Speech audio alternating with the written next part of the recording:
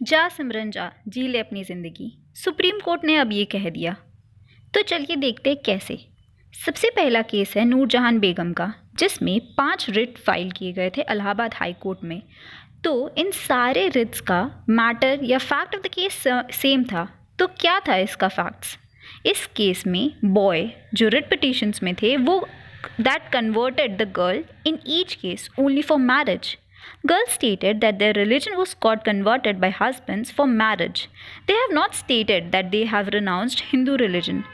Now let us see the questions involved, which was framed by the court. Whether conversion of religion of Hindu girl at the instance of a Muslim boy without any knowledge of Islam or faith and belief in Islam and merely for the purpose of marriage is valid.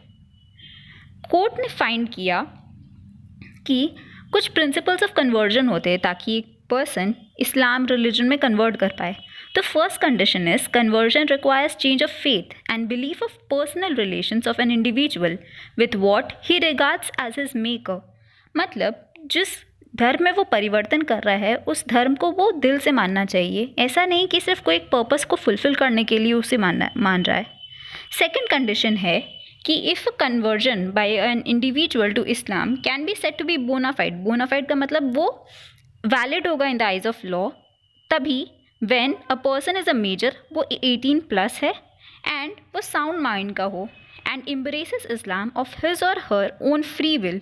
किसी के दबाव पर आकर नहीं, वो खुद से अपने आप का रिलीजन कन्वर्ट कराया है और उसकी faith and belief in the oneness of God या फिर अल्लाह में उसकी फेथ इतनी स्ट्रॉन्ग है ताकि वो कन्वर्ट कर लिया उस रिलीजन में। और इसमें यह भी कहा गया है अगर कोई कन्वर्जन होता है ताकि कोई एक पर्पस को अवॉइड करने के लिए या फिर कोई पर्टिकुलर पर्पस के लिए, तो ऐसा कन्वर्जन वॉइड होगा। नेक्स्ट है कि in a case of religion conversion there should be a change of heart and honest conviction in the tenets of a new religion in lieu of the tenets of the original religion. इसका मतलब ये हुआ कि जो इंसान दूसरे religion में convert कर रहा है वो पूरे मन से उसे कन्वर्ट करना पड़ेगा, ऐसा नहीं कि वो सिर्फ ऊपर ऊपर कन्वर्ट कर रहा हो। फिर अगला केस है religion, faith or devotion are not necessarily interchangeable. If a person feigns to have adopted another religion just for worldly gain or benefit it would be religious bigotry. इसका मतलब अगर कोई पर्सन अपने कोई motive को fulfil करने के लिए रिलीजन परिवर्तन कर रहा है तो वो वैलिड नहीं होगा लॉ में। अगला कंडीशन है if a person purposely and undertakes religion as distinguish from his effort to transmit or spread the tenets of his religion this would impinge on the freedom of conscience granted to all under citizens article 25 of the constitution. तो article 25 of the constitution बात करता है right to freedom of religion की, और अगर कोई person अपने मन से कन्वर्ट कर रहा है तब ठीक है, बट अगर कोई वो पर्पस के लिए कर रहा है, ही पर्पसली अंडरटेक्स रिलीजन और कन्वर्ट्स, तो ये वैलिड नहीं होगा। तो देखते हैं इसका जजमेंट क्या था। इसमें कोर्ट ने बताया कि पिटिशनर गर्ल, उसने बताया कि उसको कुछ पता ही नहीं है इस्लाम के बारे में और उसके रिलीजन के बारे में, ताकि वो कन्वर्ट करा और उसने कन्वर्ट किया सिर्फ और सिर्फ शादी करने के लिए, क्योंकि इस्लाम रिलीजन में ये है कि अगर दो व्यक्ति अगर इस्लाम धर्म को पालन नहीं कर रहे तो वो मैरिज नहीं कर सकते। तो just for the purpose of marriage girl को कन्वर्ट कराया गया, इसीलिए उसका वो कन्वर्जन तो इनवैलिड था ही, क्योंकि उसने मन से कन्वर्ट नहीं किया, वो उसको एक पर्पस को फुलफिल, शादी के पर्पस के लिए सिर्फ कन्वर्जन कर रहे थे। और दूसरा कि ये मैरिज भी वॉइड होगा एज़ पर कुरान, क्योंकि जब आपका कन्वर्जन ही सही नहीं है तो आप मैरिज कैसे कर सकते हैं इस्लाम धर्म के अंदर। तो ये था इस केस का जजमेंट। अब इसके लिए कोर्ट ने कई केसेस के रेफरेंस लिए। सबसे पहला है Lily Thomas versus of Union of India. इसमें बोला गया था कि conversion of non Muslim without any real change of belief in Islam and only for marriage is void, जो अभी हमने बात किया। और दूसरा केस था Ahmedabad women action group and others versus union of India. इसमें भी यही बोला गया कि where a non Muslim male gets converted to Muslim faith without any real change of belief and merely to avoid any earlier marriage or to enter into second marriage, any marriage entered into him by conversion would be void। इसमें बोला गया कि अगर एक व्यक्ति, एक mail, वो non Muslim है और वो मुस्लिम में कन्वर्ट हो रहा है ताकि वो एक से ज़्यादा शादी कर पाए, तो ये जो कन्वर्जन उसने किया है ना मैरिज के लिए, तो दैट विल बी वॉइड। तो ये था पहला केस। अब दूसरा केस इस केस का पूरा ऑपोजिट है। ये केस का नाम है Priyanshi versus state of UP. तो इस केस में क्या हुआ कि एक मुस्लिम लड़की थी, उसने अपने आप को हिंदू में कन्वर्ट किया ताकि वो शादी कर पाए, जो कि पहला केस से बिल्कुल ही ऑपोजिट है। पहला केस में एक हिंदू लड़की थी जो मुस्लिम में कन्वर्ट हुई शादी करने के लिए, यहाँ पे एक मुस्लिम लड़की है जो हिंदू में कन्वर्ट हो रही है और इसका शादी होता है हिंदू रीति रिवाजों के अकॉर्डिंग। तो यहाँ पे मुद्दा क्या था कि petitioner is Muslim by birth and she was converted from Muslim to Hindu. The petitioner solemnized their marriage as per Hindu rites and rituals. The parents of the party do not agree to this marriage. उनके parents agree नहीं किए and the petitioners, वो court petitioners यहाँ पे हुए दोनों husband and wife, ये court में आते हैं और प्रे करते हैं कि हमें हमारे परिवार वाले तंग ना करें और हमें अपना मैरिड लाइफ पीसफुली रहने दें।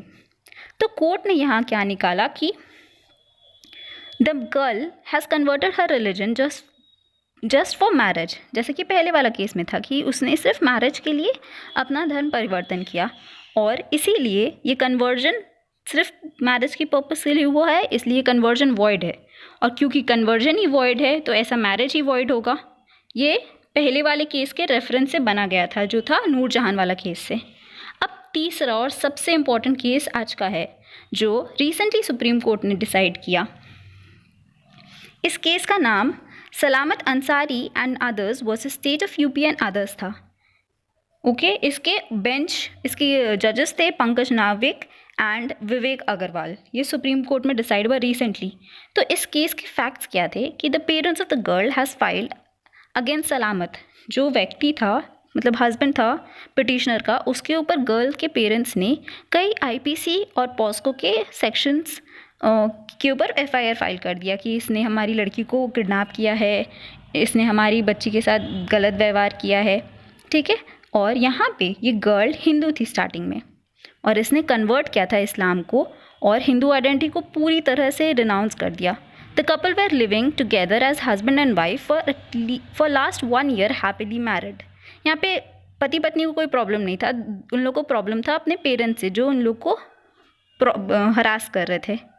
तो यहाँ पे कोर्ट ने बोला कि since the couple has attained age of majority, यहाँ पे पाया गया कि दोनों मेल और फीमेल वो दोनों ही मेजर थे, तो किडनैपिंग और ये सब पॉस्को तो आएगा ही नहीं क्योंकि वो तो माइनर लड़कियों पे आता है। ये तो दोनों मेजर थे, वो खुद की मर्ज़ी से रह रहे थे। तो इसी के साथ सुप्रीम कोर्ट ने बोला कि right to live with a person of his or her choice irrespective of religion professed by them is intrinsic to right of life and personal liberty. तो सुप्रीम कोर्ट ने ये साफ कह दिया कि कोई भी व्यक्ति जो मेजर है वो अपनी मर्जी से किसी के साथ भी रह सकता है, इररिस्पेक्टिव कि वो बंदा कोई भी रिलीजन का क्यों ना हो। और कोर्ट एक बहुत ही इंपॉर्टेंट चीज़ बोलता है, let me read out for you. We do not see couple as Hindu and Muslim, rather as two grown-up individuals who out of their own free will and choice are living together peacefully and happily over a year. Court ने यह भी बोला कि right to live with a person of his or her choice irrespective of religion professed by them is intrinsic to right to life and personal liberty under Article 21 of the Constitution. Also, decision of an individual who is at majority to live with an individual of his or her choice is strictly a right of an individual, and when this right is infringed, it would constitute a breach of his or her fundamental rights to life and personal liberty, and it includes right to freedom of choice, to choose a partner, and to right to live with dignity under Article 21. और कोई भी व्यक्ति जो दो major अगर रह रहे साथ में उसको परेशान करता है या फिर उसको इन्फ्रिंज करता है कोई भी तरीके से, तो वो राइट टू लाइफ को इन्फ्रिंज कर रहा है और वैसे ही केस चलेगा जैसे कि राइट टू लाइफ को इन्फ्रिंज करते वक्त चलता है और ये एक फंडामेंटल राइट की तरह दिया गया है। तो इसके वजह से जो भी केसेस हस्बैंड के ऊपर लगाए गए थे उस लड़की के पेरेंट्स की तरफ से, वो सारे को क्वॉश कर दिया कोर्ट ने।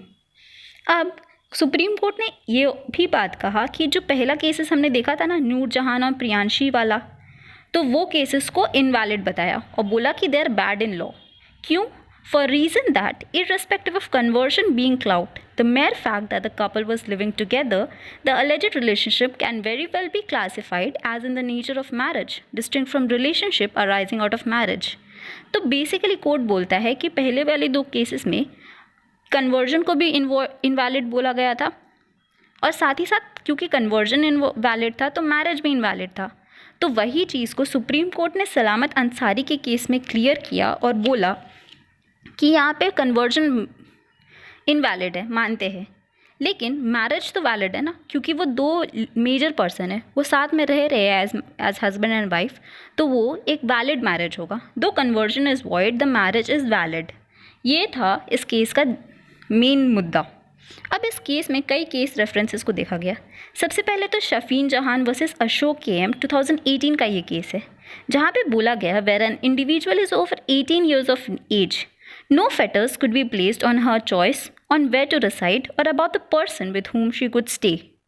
साथ ही साथ Lata Singh versus state of UP के केस को भी देखा गया, जिसमें बोला गया था in a free and democratic country like India, once a person becomes major, she can marry whomsoever she likes.